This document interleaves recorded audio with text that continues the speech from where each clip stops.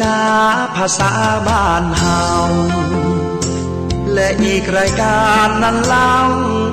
ธรรมะรับอรุณจัดให้จากดอยสุเทพล้านนานครเชียงใหม่สื่อสารไกลไกลส่งไปญาติโยมทั่วลาวันศุกร์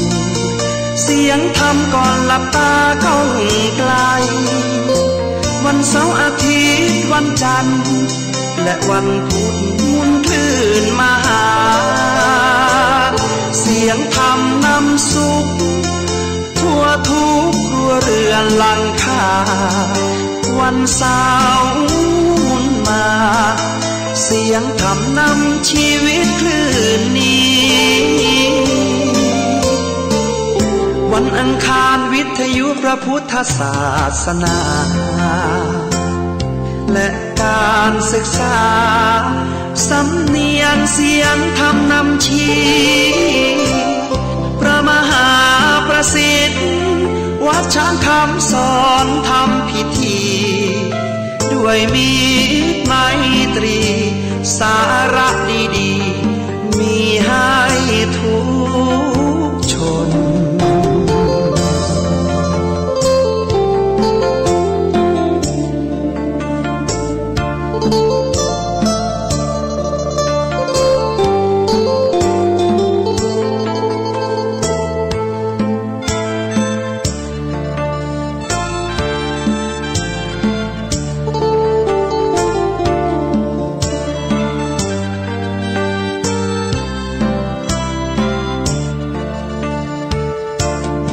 วัน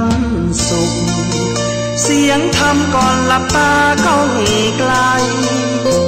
วันเสาร์อาทิตย์วันจันทร์และวันพุธมุนคลื่นมาหาเสียงธรรมนำสุขทั่วทุกครัวเรือนหลังคาวันเสาร์มุนมาเสียงธรรมนำชีวิตคลื่นนี้วันอังคารวิทยุพระพุทธศาสนาและการศึกษาสำเนียงเสียงธรรมนำชี้พระมหาประสิทธิ์วัดช้างคำสอนทำพิธีด้วยมีไมตรีสาระดีๆมีให้ทุกชน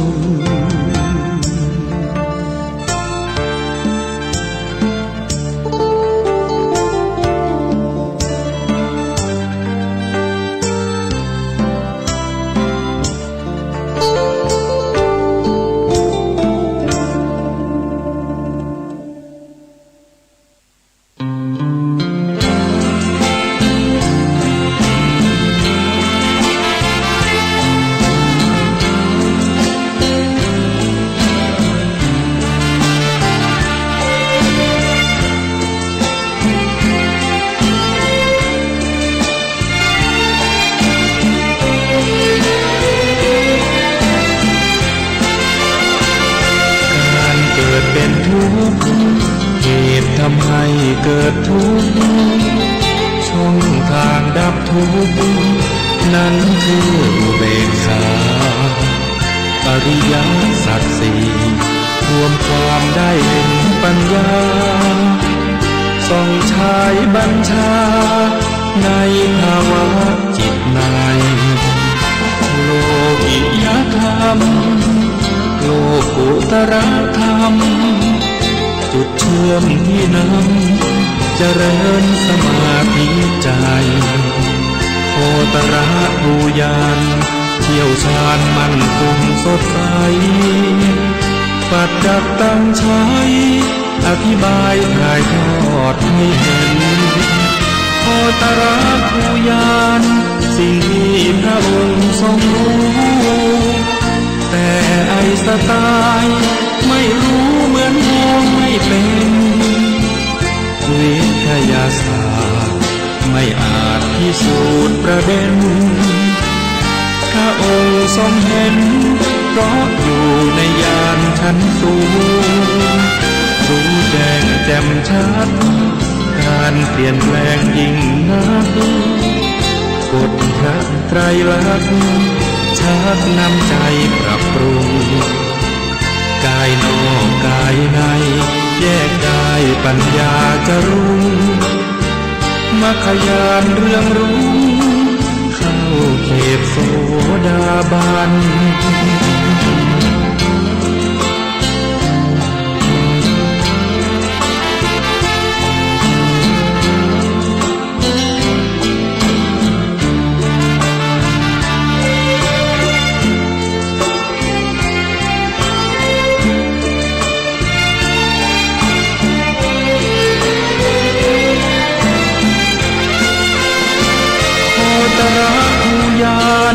สิ่งที่พระองค์ทรงรู้แต่ไอสไตล์ไม่รู้เหมือนมองไม่เป็นวิทยาศาสตร์ไม่อาจพิสูจน์ประเด็นพระองค์ทรงเห็นเพราะอยู่ในยานชั้นสูงรู้แจ้งแจ่มชัดการเปลี่ยนแปลงยิ่งนักกฎการไตรลักษณ์ชักนำใจปรับปรุงกายนอกกายในแยกได้ปัญญาจะรุ่ง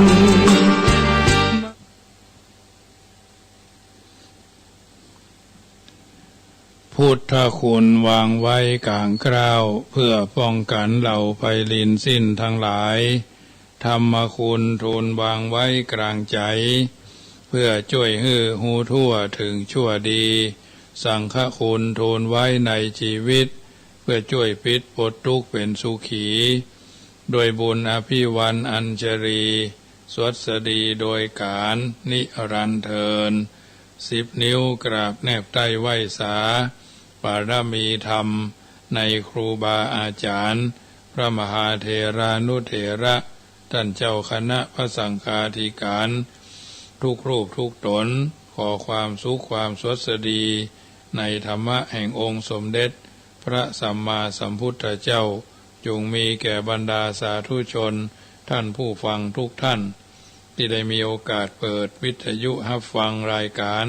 เสียงธรรมก่อนรับตาตั้งสถานีวิทยุเพื่อการศึกษาพระพุทธศาสนาและวัฒนธรรม FM ความถี่104.50 เมกะเฮิรตซ์วัดฝ่ายหินตำบลสุเทพอำเภอเมืองจังหวัดเชียงใหม่เมตตาในท่านพระครูสมุวิสุวัตรวรกิจโจ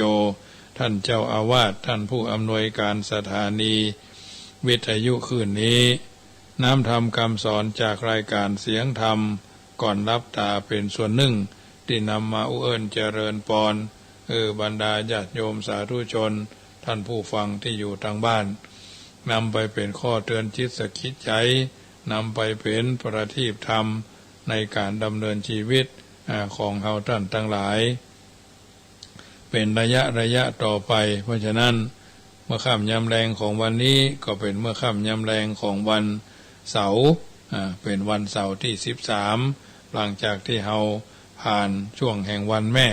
ตามกำหนดกฎเกณฑ์มาก็ดีเฮาก็พยายามจะไปละจะไปเลิกจะไปเพิกจะไปเฉยกิจกรรมงานเหล่านี้บางเตื้อบางครั้งบางเวลาบางโอกาสเฮาก็นึกว่าเฮาได้ทำหน้าที่ของความเป็นพ่อที่แท้แม่ที่ถูกลูกที่กตัญญู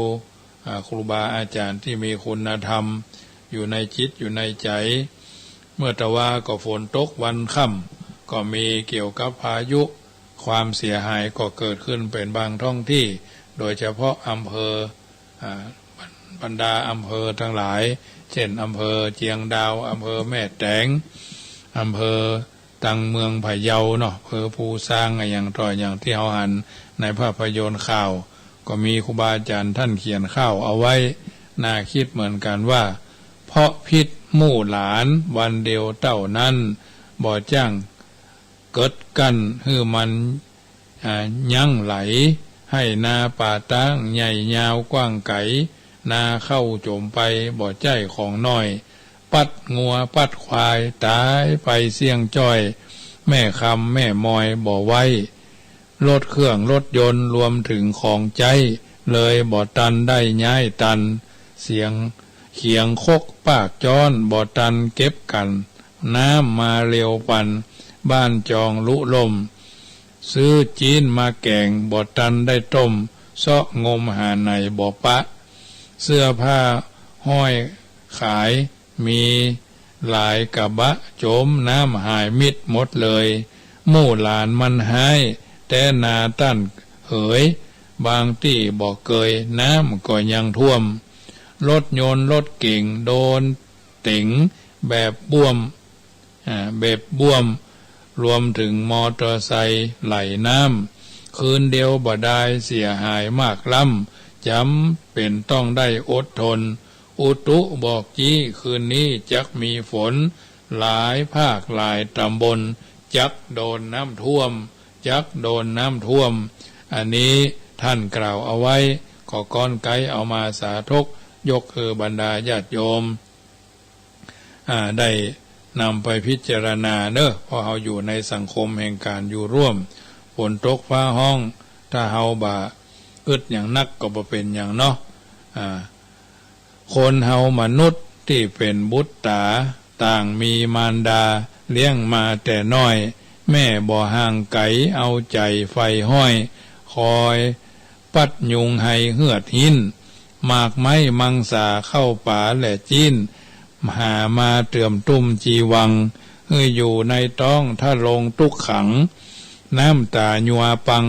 เว้นเพชรแกมส้มแคบหมูนางปองก็กินแล้วก็ดีเหมือนกันทุกของลวกของต้มก็กลัวเป็นลมเป็นพิษอาหารแสลงสำแดงออกฤทธิ์จำเป็นอดกั้นมดนาอยากกินลาบจีนซาติ่นก้อยป่าจักสูบเป้ายาก็ต้องกลัวตองกล้วยตีบแห้งใจก็กืดหากลัวลูกด้องแดงอังกะหอมแหงบ่คบกึดหน้ากึดหลังหลายครั้งหลายตบย้อนใจแม่เจ้าอินดูจักกินข้าวนักของมักน้ำปูจีนทอดป่าทูเต็มต้องใส่ก็กลัวพุทธาเกิดมายากใบจะกินอันใดก็กึดเป็นไข้ขึ้นสูงตัวห้อนวึดก็สอดกั้นทนเอาจะกินยาแต่ก็กลัวลูกเงากลัวลูกบ่เรามาดูโลกกว้างจักหกจักเหินย่างเดินฮับจ้างก้อยต้องเตียวตางเลื่อนลิดก้อยยกย่างตีนยกย่างตีนบอกกลัวบอกกล้าวิ่งวิดสลิดออดอ้อนเอวองจักน้องจักนั่งจักนบก็พอตัดตรงกัวผาเลิดลงตุบต่ำต้องใส่เอาเอว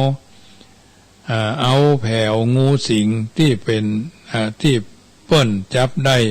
แบ่งพวงมาลัยรูปต้องกันถึงเวลาเกิดมาพี่น้องต่างจมชื่นสู้ยินดีจักยิงใจนั้นแม่แสนสุขีลูกเกิดมามีความสุขแต่ใบถึงแม่ทุกจนเรรนร้อนไม่แต่ใจภายในบ่ทุกสว่าหากินหัวมุนก้นสุกก็อดสาหันทนเอาลูกใหญ่มาแล้วบ่อายเขาก็แก่แม่ก็ส่งเฮาห้ำเฮียนก้าวหน้าลูกเป็นคนดีวิชาเก่งกล้าปิตามารดาสุขล้ำวันแม่ผ่านมาอย่าท่านจำโปรดจำไว้มันดีข้าวว่าจีฮักแม่เจ้าเจ้านี้ก่อนและนายญาติโยมท่านผู้ฟังทั้งหลายวันแม่ผ่านมาได้1 วันเป็นจะใดก็คิดมันยาวสาวมันกว้างพบผลตังแห่งความสำเร็จก่อนอื่นจะได้นำปาญาติโยมกราบพระไหว้พระสมาทานแก้ว5 โกฐากสวดมนต์ตามสมควรแก่เวลาเกิงชั่วโมงหลังก็จะอู้ธรรมะ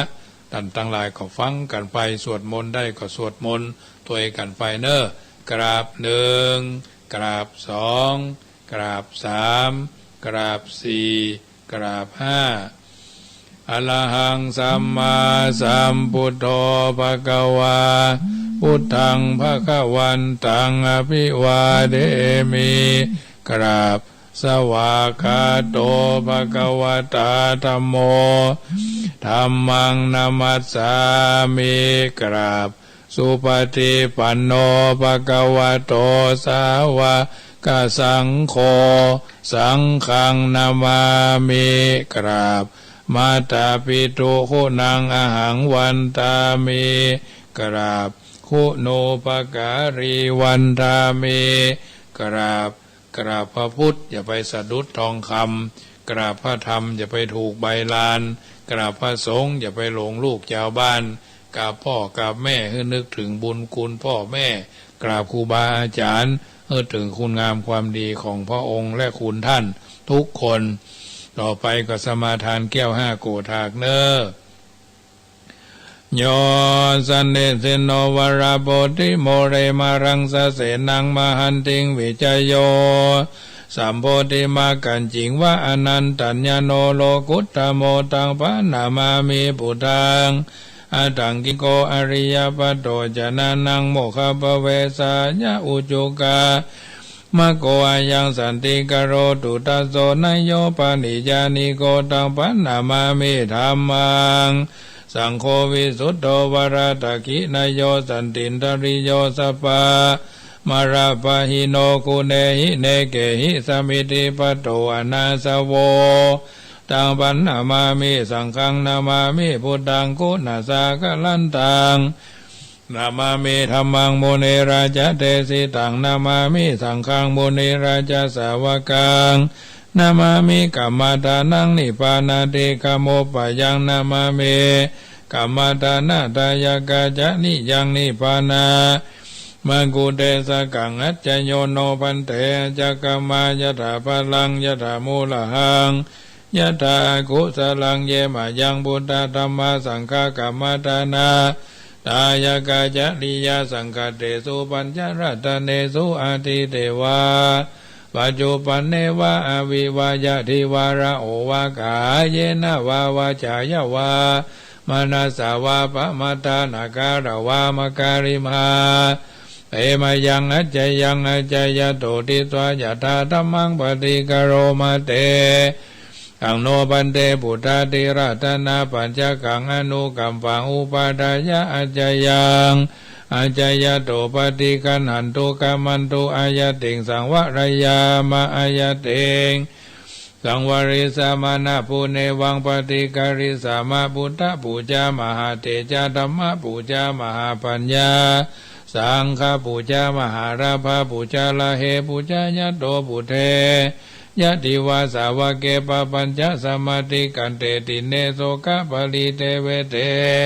ตาติเสปุจายะโตนิพุทเตอากุโตภเยนะ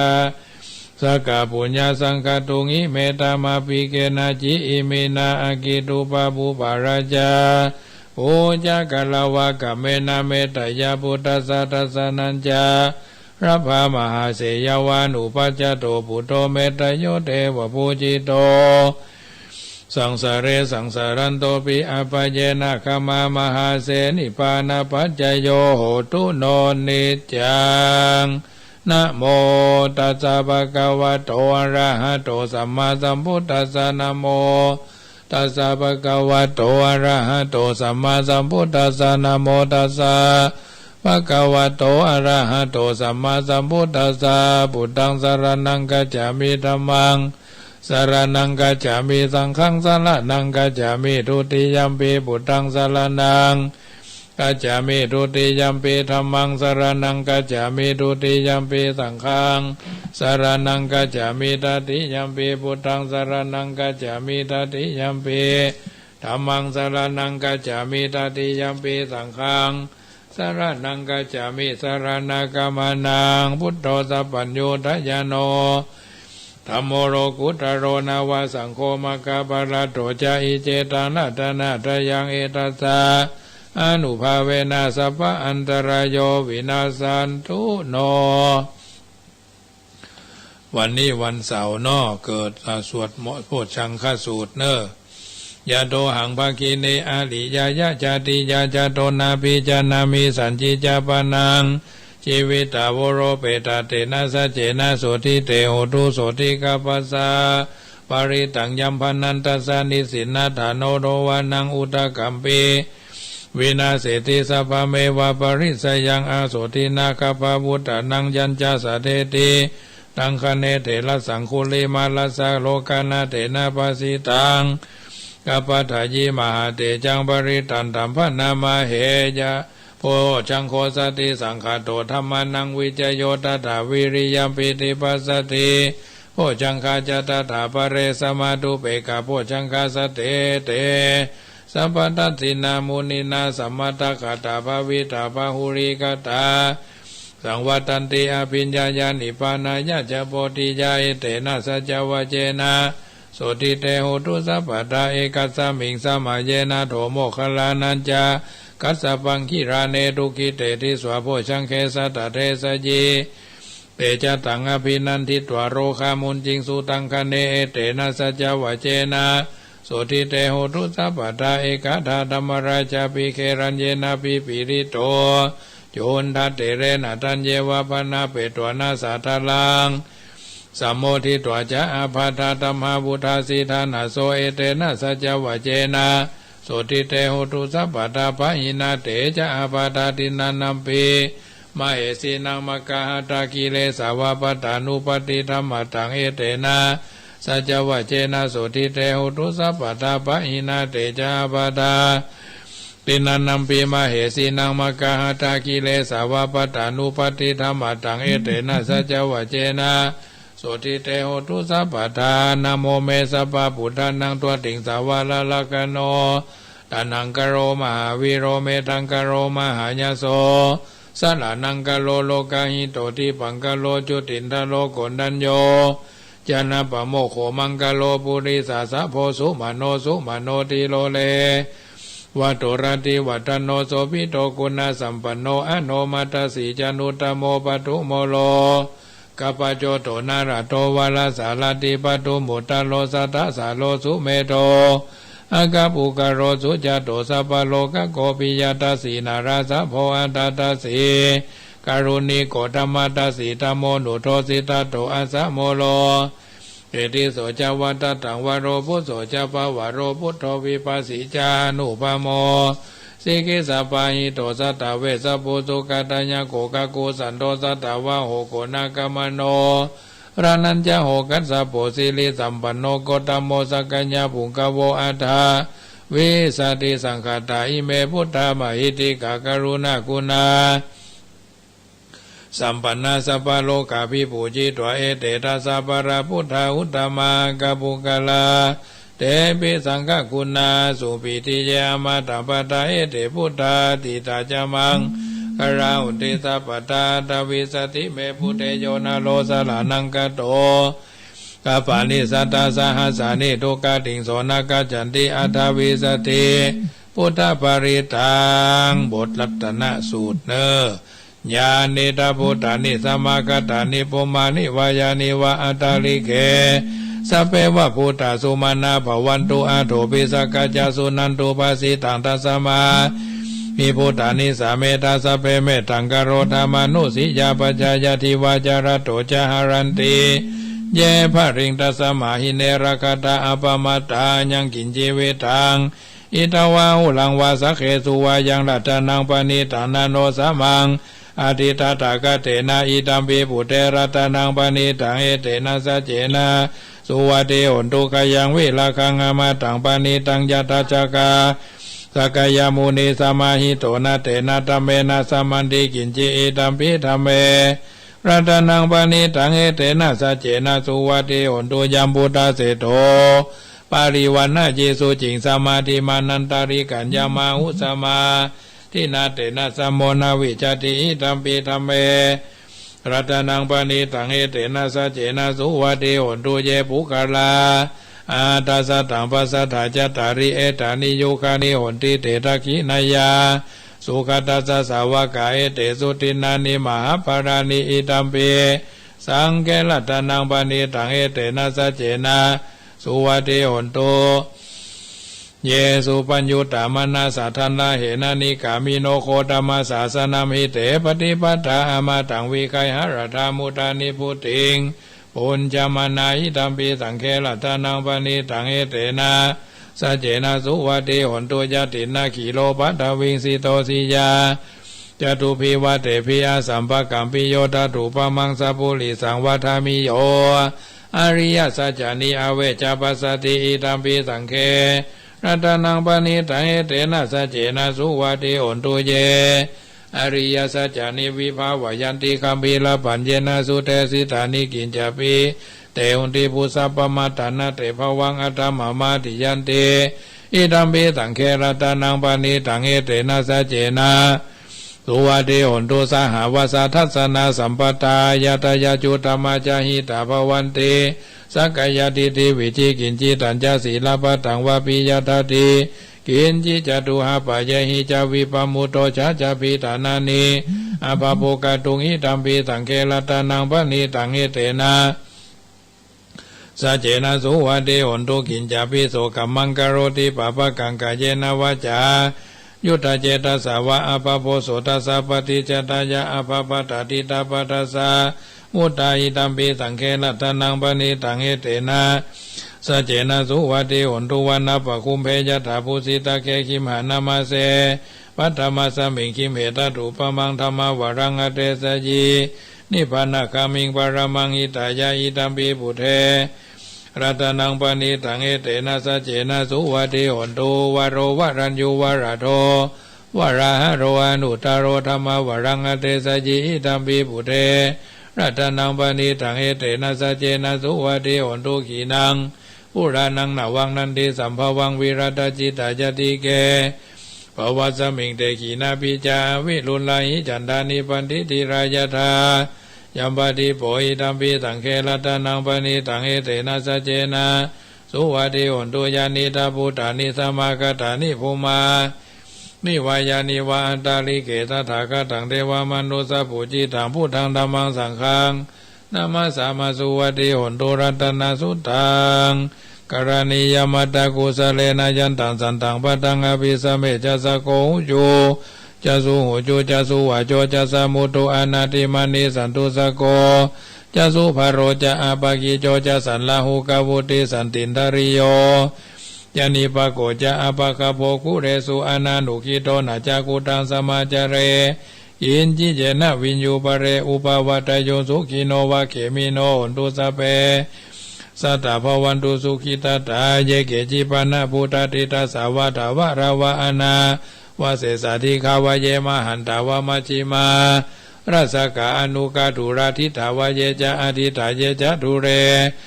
วะสันติอวิทุเรพุตตาวะสัมภเวสีวะสเปสัตตภวันตุสุขิตตานะปโรปรังนิโกเพตานาติมัญเยตากตาจินังกินจิปยาโรสนาปฏิกาสัญญาณัญญมัญญาสตุกามิจายามาตายาฐานิยังปุตังอายุสาเอกาปุตามนุระเกเอวัมปีสัพพพุเตสุมานาสัมภาวะเยอปาลิมานังเมตัญจสัพพโลกัสมิงมานาสัมภาวะเยอปาลิมานังอุทังอโตจติริยัญจาสัมปทังอเวลังสัมปทังติถัญจลังนิสิโนวาสยาโนวาญาวัตสวิกตมิโตเอตังสติงอติตายาพระมเมตังวิหารังอิตมาอุติตินจานุปกมาศีลวัตสเนนะสัมปันโนกเมสุวินัยาเทตังนายจตุกปัสสยังปุณณเรติติกรณียเมตสุตังวิรูปเกหิเมเมตังเมตังเอราปเทหิเมจปยาพุเตหิเมเมตังเมตังกันนาโคตามะเกหิจาปาตะเกหิเมเมตังเมตังปะโอหิเมเมตังเมตังทิปาทะเกหิเมจตุปะเตหิเมเมตังเมตังปะหุปะเตหิเมมามังอปะทะโกหิสิมามังหิสิติปะทะโกมามังจตุปะโตหิสิมามังหิสิปะหุปะโตสัพเพสัตตาสัพเพปานาสัพเพพุทธจักเกวราสัพเพพัทธารานิปัสสันตุมาขิจิปะปะมาคะมาปะมโน พุทโธอะปะมโนธัมโมอะปะมโนสังโฆปะมานาวันตาเนสิริงสัพพานิอะหิวิจิกาสัตตปฏิอุณนาภิสระภูมุสิกากตาเมละกากตาเมปริตาปฏิกามันตุพุทธานิโสหังนะโมภะคะวะโตนะโมสัตตานังสัมมาสัมพุทธานังขันธปริตังยันตุนิมิตังอวามังกรัญจโยจามานะโพสกุณาสัสสะโตปะปะกะโหตุสุปินังอากันตังพุทธานุภาเวนะวินาสเมนตุยันตุเนมิตังอวามังกรัญจโยจามานะโพสกุณาสัสสะโตปะปะกะโหตุสุปินังอากันตังธัมมานุภาเวนะวินาสเมนตุยันตุเนมิตังอวามังกรัญจโยยามานาโพสกุณาสัสสะโตปะปะกะโหตุสุขินังอากันตังสังฆานุภาเวนะวินาสเมนโต ต่อไปก็อธิษฐานเนออิมินาปุญญกรรมเมนะตานะมะยังวาศีละมะยังวาภาวนามะยังวาอัมหากังกัตวาอาสวะขยังนิปานาปัจจโยโอตุโนนิจัง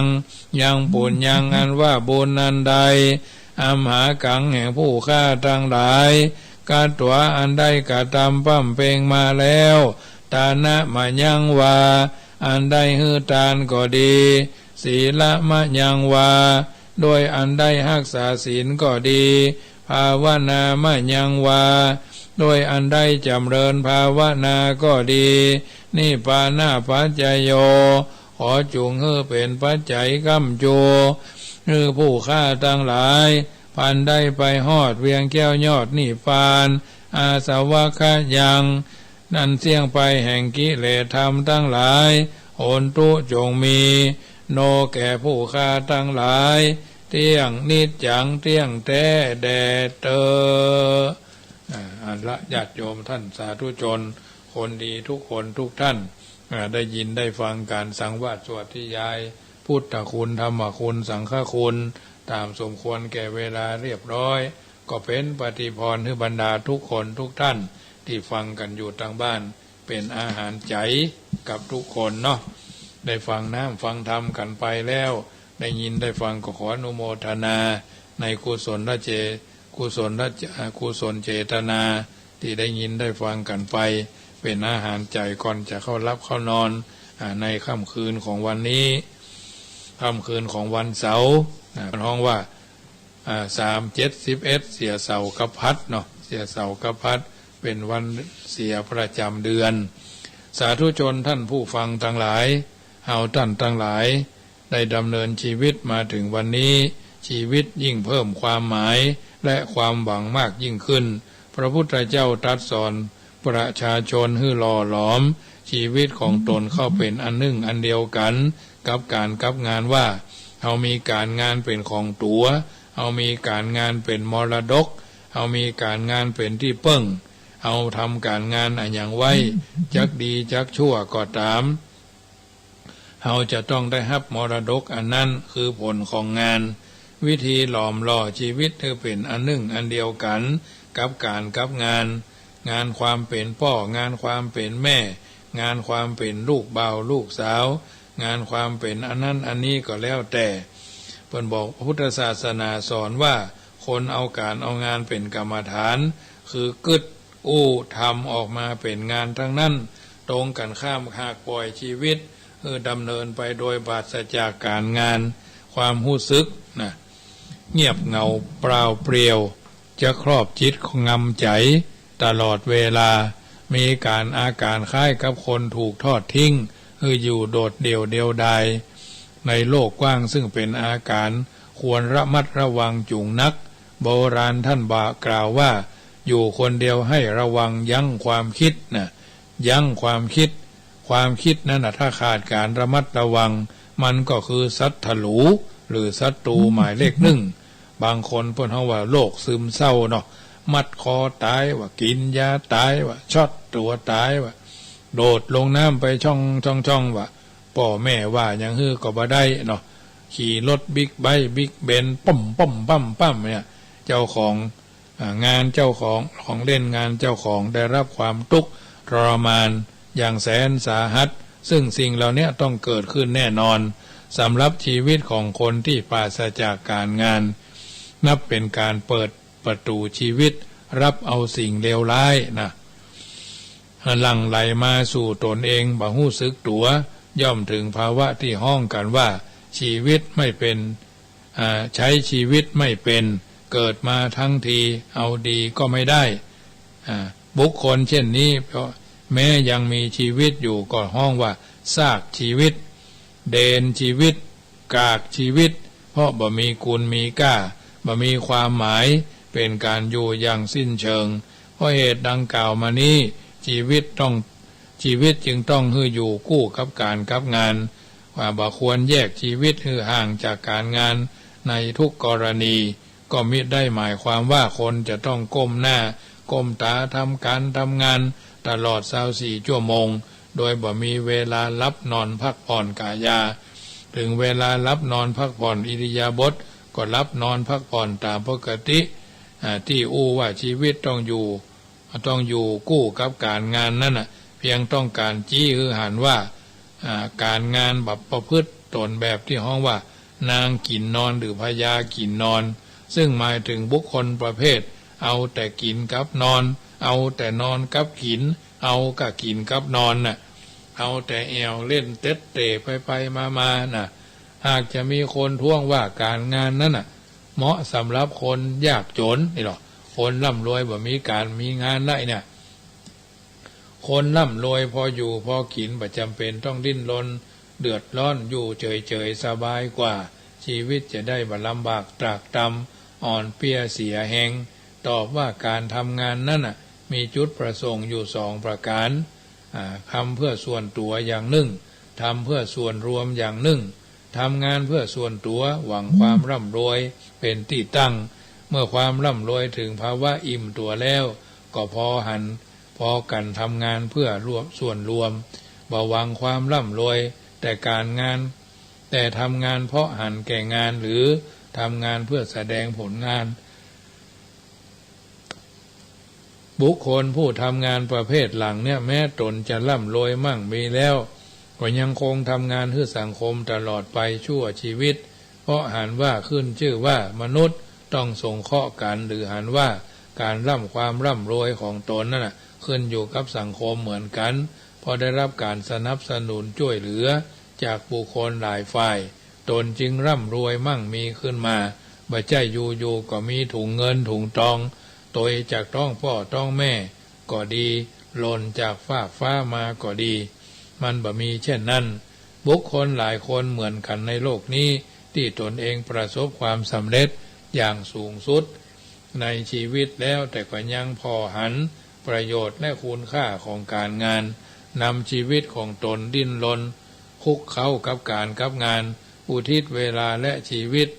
กับการงานสร้างผลงานด้านต่างๆแก่มนุษย์โลกโดยบ่หวังผลตอบแทนอย่างทั้งสิ้นทำไปด้วยวิเคราะห์หันว่าการงานเป็นคุณค่าของชีวิตการงานอยู่นิ่งเฉยบ่คู่ควรกับชีวิตการอยู่นิ่งเฉยเหมาะสำหรับคนตายบ่เหมาะสำหรับคนยังมีชีวิตอยู่มนุษย์โลกอาศัยบุคคลเช่นนี้แหละจึงได้วิวัฒนาการเจริญรุ่งเรืองไปตามลำดับการทำงานเพิ่นบอกว่า1เป็นยาอายุวัฒนะกับตัวสร้างเสน่ห์ให้กับตัวซึ่งคือเป็นเครื่องวัดความสามารถทำให้ประสบการณ์ใหม่เสมอเป็นที่มาแห่งชื่อเสียงเป็นเครื่องถ่ายทอดผลงานเป็นยาอายุวัฒนะในการทำงานการออกกำลังการทำงานพิจารณาดูทีแล้วเป็นการได้กำลังบ่เป็นการหมดแรงเสียกำลังแต่ประการใดจะห้องว่าเป็นระบบการถ่ายเทกำลังอ่อนแอออกจากร่างกายแล้วฮับเอากำลังใหม่ที่แข็งแรงเข้าสู่ร่างกายก็คงบ่ผิดคล้ายกับระบบการถ่ายเทในร่างกายส่วนอื่นๆเช่นระบายลมหายใจออกเพื่อรับอารมณ์หายใจใหม่เข้าไปขับถ่ายของเก่าออกเพื่อรับของใหม่เข้าไปร่างกายมีระบบหมุนเวียนถ่ายเทเช่นนี้ จึงเป็นไปได้ถ้าปราศจากการถ่ายเทหมุนเวียนก็มีแต่ตายเท่านั้นคนที่ทำงานอยู่เสมอย่อมมีภูมิต้านทานโรคภัยไข้เจ็บอยู่เป็นประจำประการต่อมาเพิ่นบอกว่าสร้างเสน่ห์ในการความน่าฮักในเรือนร่างของมนุษย์ทุกอย่างมีวันสิ้นสุดลงเช่นความน่าฮักในวัยต่างๆของมนุษย์บางคนสมัยน้อยละอ่อนน้อยหน้าตาน่าฮักวัยพ้นวัยละอ่อนไปแล้วความน่าฮักนั้นหมดไปพร้อมกับความสิ้นไปแห่งวัยบางคนสมัยเป็นหนุ่มเป็นสาวหน้าตาผิวพรรณมดผ่องย่องใยสะอาดสะอ้านชวนมองเมื่อผ่านวัยหนุ่มวัยสาวไปแล้วสิ่งชวนมองก็หมดไปพร้อมกับความสิ้นไปแห่งวัยหนุ่มวัยสาวแม้ความน่าฮักอื่นๆเช่นความน่าฮักในรูปในรสในกลิ่นในเสียงในสัมผัสอันเป็นองคาพยพแห่งร่างกายล้วนบ่มีอันยังยั่งยืนถาวรดังคำว่าอันรักรูปรักสมบัติเขาตัดขาดหรืออันรูปรสกลิ่นเสียงเคียงสัมผัสที่คฤหัสถ์หวงแหนไร้แก่นสารหรือเทวสิกังรูปังชีรติรูปกายย่อมแก่เท่าลงทุกวันนะเทวสิกังรูปังชีรติรูปกายาย่อมแก่เท่าลงถึงวันคำอู้เหล่านี้ล้วนเป็นข้อยืนยันว่าความน่าฮักในเรือนร่างของมนุษย์นั้นมีวันเสี่ยงสุดใดแต่ความน่าฮักแถมอย่างหนึ่งเป็นความน่าฮักยิ่งใหญ่มีวันสิ้นสุดก็คือความน่าฮักในการงานและผลงานที่มนุษย์แต่ละยุคสร้างไว้เช่นความน่าฮักในผลงานการเผยแผ่พระธรรมคำสอนของพระพุทธเจ้าความน่าฮักในผลงานอุปถัมภ์บำรุงพระพุทธศาสนาของพระเจ้าอโศกมหาราชความน่าฮักในผลงานคิดค้นตัวอักษรไทยของพ่อขุนรามคำแหงมหาราชความน่าฮักในผลงานของการกอบกู้เอกราชของชาติไทยในสมเด็จพระนเรศวรมหาราชของพระเจ้าตากสินมหาราชของพระพุทธยอดฟ้าจุฬาโลกมหาราชความน่าฮักในผลงานแต่งบทกวีนิพนธ์ของสุนทรภู่ความน่าฮักในผลงานการเขียนจดหมายตั้งแต่สมัยกรุงรัตนโกสินทร์ประวัติศาสตร์ของสมเด็จพระยาดำรงราชานุภาพคือความน่าฮักในผลงานของผู้ที่ยังมีชีวิตอยู่ซึ่งทำการค้นคว้าวิเคราะห์วิพากษ์วิจัยวิจารณ์ทางด้านเกษตรการแพทย์เทคโนโลยีต่างๆมาช่วยเหลือประชาชนเป็นต้นบุคคลดังกล่าวแม้เฮาเคยหันหน้าตาค่าตาท่านมาก่อนแต่เฮาก็นิยมชมชอบผลงานของท่านอย่างบ่มีที่สิ้นสุดผลงานที่สำคัญลงมาระดับจังหวัดระดับอำเภอระดับตำบลระดับหมู่บ้านกระทั่งระดับครอบครัวของเฮาการงานทำให้คนมีเสน่ห์น่าฮักบ่จำกัดเพศวัยคนขยันหรือขยันช่วยตัวเองได้ช่วยคนอื่นได้บ่รังเกียจงานบ่กึดเสียดายแหงว่าจะหมดไปอยู่ที่ไหนก็เป็นที่ฮักหรือขวัญใจของคนในที่หั่นมีภัยเบื่อหน่ายเกียจจังส่วนมากแสดงไมตรีจิตอยู่ด้วยกันแม้จากไปก็มีคนถามหาและบ่นหาเรียกหาอยู่เป็นที่ฮักจากเป็นที่ฮักจากเป็นที่เสียหายและฮักเสียดายในการงานและความขยันในสิ่งต่างๆจึงเป็นสิ่งที่ทุกคนจำเป็นจะต้องใส่ใจตั้งใจนำไปเป็นเครื่องพิจารณาปรับใจในการดำเนินชีวิตของเฮาท่านทั้งหลายเป็นลำดับไปค่ำคืนนี้รายการเสียงธรรมก่อนลับตาก็มาถึงช่วงสุดท้ายก่อนจะนำรายการจากท่านไปก็ขอประชาสัมพันธ์บอกเจริญปอนว่าเมื่อตะคืนนี้อาตมาภาพเทศนาธรรมที่งานที่สถานีวิทยุคลื่น96ในการแสดงพระธรรมเทศนาเนื่องในโอกาสวันแม่แห่งชาติแทนท่านพระครูไพศาลวุฒิคุณด็อกเตอร์วัดตาไมอิ ก็มีญาติโยมร่วมทำบุญปูจากันเทศมาหลายท่านเป็นต้นว่าคุณโยมพัชรินสุขันโทเชียงใหม่200 บาทแม่แสงจันทร์สันทรายเชียงใหม่100 บาทแม่จันสมจันทายาเชียงใหม่200 บาทคุณแม่บุญโยงวินันบ้านสันหั่งเสืออำเภอป่าซาง200 บาทพร้อมด้วยลูกหลานแม่บุญนำทองเรื่อมเสมิง100 บาทคุณจามจุรีพัทยาแม่ประเทืองห่างดง500 บาทแม่เรนูชัยวงศ์สารปีอุทิศให้แม่คำมูลวิชัยแม่พ่อชัยวงศ์200 บาทเนาะคุณพ่อประสิทธิ์ชัยแม่สุมาลีกัลยาน้ำเพื่อพระบ้านโฮง500 บาทพ่อตวงคำแม่อัมพรสิทธิชัยบ้านร้องต้น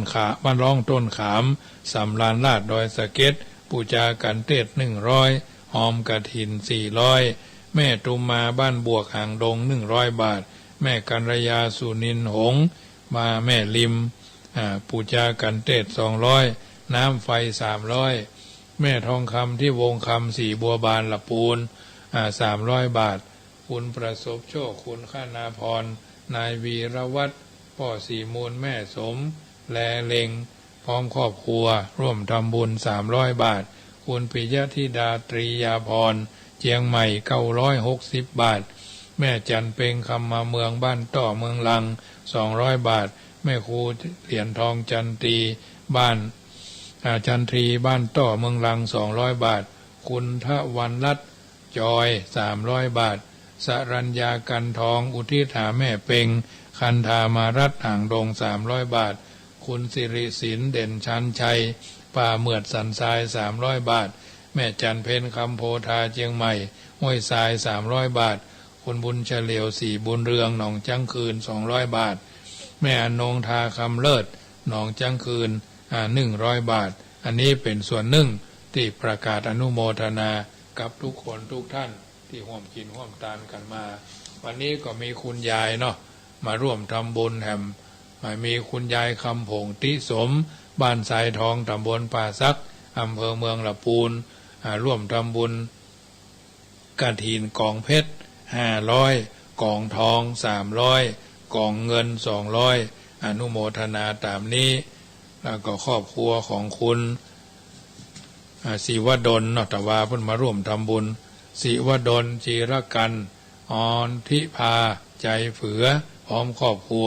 ทำบุญวันเกิดลูกบ่าวกันน้ำกับไฟทำ1,000 บาทขออนุโมทนาในกุศลสัมมาปฏิบัติส่วนนี้ได้พร้อมใจกันทำบุญสุนทรทานแล้วก็จะไปลืมเนอะวันที่17งานทำบุญครบรอบวันมรณภาพ33 ปีครูบาเจ้าพรหมมาพรหมจักโกวัดพระพุทธบาทตากผ้าเนอะวันที่17ชาติการ125 ปีเป็นปีที่38แล้วก็วันที่20เมื่อคืนเชิญร่วมทำบุญรถด่วนปูจากันเทศร่วมทำบุญปูจากันเทศรถบวนขบวนพิเศษไปจอดที่หอคำพญามังลายอาคารสุเทพสุพรมคุรุประชา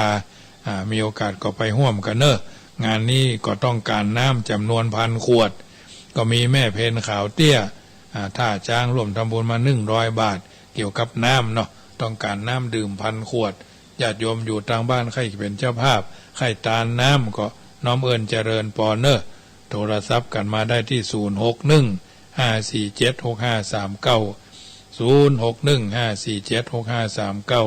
อยู่จุดไหนมงใดใครกินใครตานน้ำก็ดีอื่นๆก็ได้ปูจากันเทศก็ฮับได้เรื่อยๆเนาะอาตมาภาพก็ได้ฮับปัจจัยจำนวนร่วม 3,000 กว่าบาทเนาะอาตมาภาพแถม1,300 บาทก็ได้ 4,000 กับ300 บาทเนาะ 4,300 บาทก็น้อมเอิญเจริญปอเนอร์จะเอาไปถวายวันออกพรรษาพุ่นเนาะวันที่10ตุลาเนาะออกพรรษาญาติโยมก็ห้อมกินห้อมทานกันได้เนอะ061-547-6539โทรกันเข้ามาอยู่จุดไหนมงใด061-547-6539หรือจะทำบุญทางธนาคารกรุงไทยสาขาโลตัสป่าซางก็ได้ธนาคารกรุงไทยสาขาโลตัสป่าซาง798-002-1894 798-002-1894 อันนี้ก็คำลบ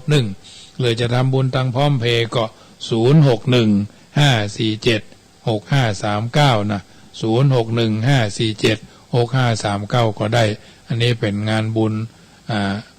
ปูจากันเทศตลอดพรรษาแล้วก็เชิญร่วมทำบุญวันกตัญญูปูจาคุณวันมรณภาพครบ2 ปีชาตการ79 ปีสมโพธิรูปเหมือนพระครูโอภาสวิหารกิจครูบาบุญเลิศอาสะโพคำฟูอดีตรองเจ้าคณะอำเภอสันทรายอดีตเจ้าวาดวัดสันขยอมอดีตพระอุปชาวันศุกร์ที่19 สิงหาณมณฑลพิธีวัดวิหารไม้ซักทองเนาะวัดสันขยอมตำบลสันทรายน้อยเนาะอำเภอสันทรายเวลา6 โมงแมลงเนอะเริ่มพิธีเจริญพุทธมนต์สมโพธิรูปเหมือนเนอะอันนี้ก็ประกาศอนุโมทนากับบรรดาญาติโยม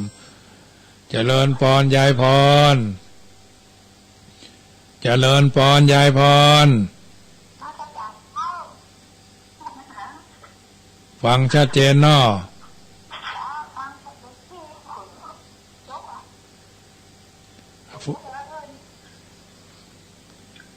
เนี่ยมันอยู่นิ่มๆโค้ๆค่าๆอย่างนี้ ก็เก๊ก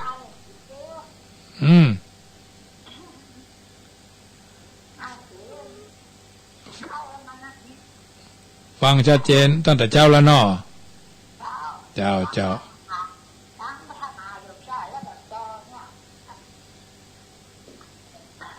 เป็นกำลังใจนะแม่เนอะเดี๋ยวโทรศัพท์สายเข้ามาเนาะเจ้าเจริญพรยายพรร้องบัวแดงเป็นสายที่1เนาะอยู่จุดไหนโมงใดโทรกันเข้ามาบ่ได้โทรก็บ่เป็นอย่างเนาะอยู่จุดไหนโมงใดโทรเข้ามาวันพุธเมื่อวันก็ฟังขึ้น96กำเนิดตัดรายการแตน9 ลานกับลานหลวงแถมรอบ1เพราะว่าท่านยังอยู่โรงพยาบาลเนาะไม่ค่อยสบายอาพาธเนาะอันนี้ก็ถือว่าประคับประคองกันไป96ก็ออกวันนี้วันเสาร์วันอาทิตย์นี่96บ่ได้จัดเพราะว่ามีรายการอื่นเข้ามาแทนรายการ104อาตมาภาพนี่ก็จัดวันเสาร์อาทิตย์จัดการพูดพัด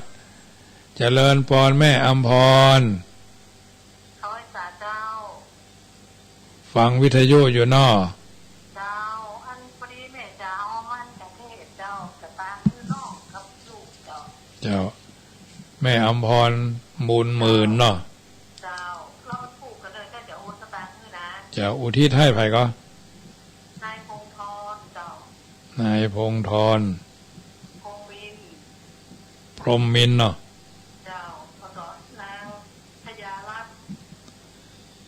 างทยารัตน์นายนัทวาดุลนายนัทวาดุลเนาะนัทวาดุลนามสกุลอย่างไรปานาบเวรมณีเนาะ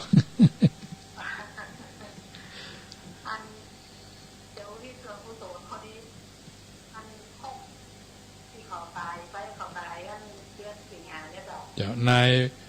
นายพงธรพรหมมินเนาะนางทยารัตน์เนาะนายนัทวาดุลปานาเจ้าโมทนาเนอเจ้าเจริญพรแม่อำพรบุญหมื่นเอาแสนเอาล้านเนี่ยมันได้เหรอเนาะญาติโยมสาธุชนอยู่จุดไหนมองใดฟ้ากันอยู่พี่น้องบ้านร่องต้นขามฟังอยู่เนาะแม่จันจอมใจนะโยมแม่ทั้งหลายที่อยู่ทั้งเชียงใหม่บางทนพวกก็ไปสวดมนต์เอาทำแต้มเนาะคืนวันที่20เนอะถ้ามีโอกาสก็ไปปะกันที่ห่วงพญามังลายเนอะห่อคำพญามังลายขบวนรถด่วนพิเศษเนาะธรรมาภาพก็จะเอาขนมนมเนยไปเลี้ยงเนอะวันที่20นะต้องการน้ำปันขวดเอาไปหอมกันที่ห่วงพญามังลายก็ได้ไปหอมปูจากันเทศกันทำกันคนละเล็กคนละน้อยเนาะอันนี้ก็แจ้งให้บรรดาญาติโยมได้ทราบส่วนวัดจังกำก็กฐินวันที่13 ตุลาเนอะ13 ตุลา 2565กองเพชร500กองทอง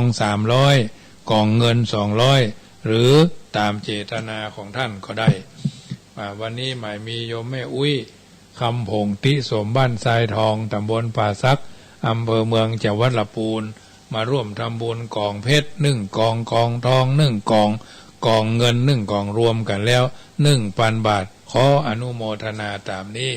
เอาละสมสมัยได้เวลาค่ำคืนนี้คงจะมีไผ่โทรมาเท่าใดลำพูนฝนกำลังเริ่มตกเนื้อญาติโยมถึงวัดจังกรรมในนาลงมาละสว่ามาละสัพพีติโยวิวัจจันตุสัพปโรโควินัสตุมาเตภวัตวันตรายโยสุขีตีคายุโกพุทโธโยแค้วคาดพระพุทธเจ้าย้ายบาทอิติปิโสภควาธัมโมโยแค้วคาดพระพุทธเจ้าย้ายบาทอิติปิโสภควาสังโฆโยแค้วคาดพระพุทธเจ้าย้ายบาทอิติปิโสภควาพุทโธอันว่าพระพุทธมงคลมังกละสัมพุทโธตนผ่านเผ่ามิ่งมงคลสัมพุทโธตนทรัตหู้มหาผลสัพปัญญูตัญญาณผาเสดทีปทุตตโมตนสูงสุดล้ำเลิศกว่าสัตว์2 ตีน4 ตีนตังมวลอนุตตรโรหาผู้สมควรเสมอเหมือนบ่ได้พุทธมังกละมากัมมะผู้ใดได้หวานไว้พุทธมงคลสัพพะทุกขาปมุญเจเรจักเอาตนปล่อยพ้นจากทุกข์ยากสัพพะอุบาทกังวลธัมโมมังกละสัมภูโตพระธรรมมงคลอันผ่องแผ้วคำพีลึกเรียบแลบยิ่งแล้วสุดประมาณรุตตโสคนบ่มีพญายานหันยากอนุงเป็นธรรมชาติอันอ่อนอ้อยสุขุมานธรรมะมังกลามะธรรมะมังกลามังกละมากัมมะคนใดได้ถึงธรรมมังกละเลิศสัพพะพญาปะมุญเจเลจักปล่อยพ้นเสียยังตัวตนเป็นมหาผลผ่องแผ้วสังโฆมังกละสัมภูโตพระสงฆ์อันเลิศแล้วมิ่งมงคลทักขินายโยเป็นนาบุญตนวิเศษทักขินาเขตมหาศาลอนุตตโรสูงสุดหาประมาณบ่ได้สังฆมังกละมากัมมะบุคคลใดได้ไหวและปูจาสัพปโรคาปะมุญเจเรจักได้ปล่อยพ้นจากโรคาอันใหญ่หลีกเว้นได้หมู่เวลาขออัญเชิญพระติรัตนา3 ดวงแก้วผาเสริฐมาปกเก้าห่มเกศหมู่ศรัทธาผู้ฟังรายการเสียงธรรมก่อนรับตาจุใหญ่น้อยใจยิงนั่นจุงจักมีเตี้ยงแต่ดีหลีพุทโธบังซ้ายธัมโมบังขวาสังโฆบังกายาอะระหังบังเกสาอะระหังพุทโธนะโมพุทธายะอายุวันโนสุขังปะลังขอเจริญพร สักวันคง